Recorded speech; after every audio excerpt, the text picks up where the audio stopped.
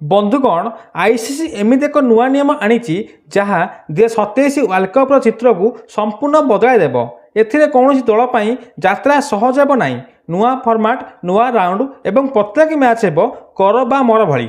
तेबे यही नियम कौन क्यों दल को मिल बड़ फायदा क्यों दल असुविधा पड़ पारे आज भिडियो सबकि सहज भाषा जाना। हाँ दर्शक बंधु आपण स्वागत। आईसीसी 2027 वर्ल्ड कप नुआ फर्माट घोषणा कर मोट 14टी दल टूर्नामेंट रे भाग ने।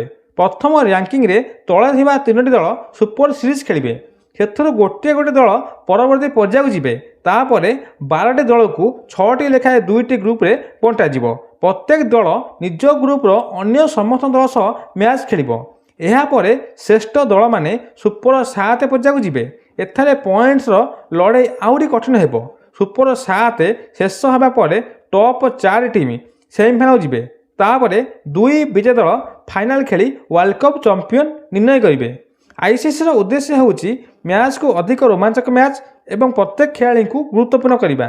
यही नुआ फर्माट रे बड़ बड़ दल माने छोट भूल करी मैच हारी जाती।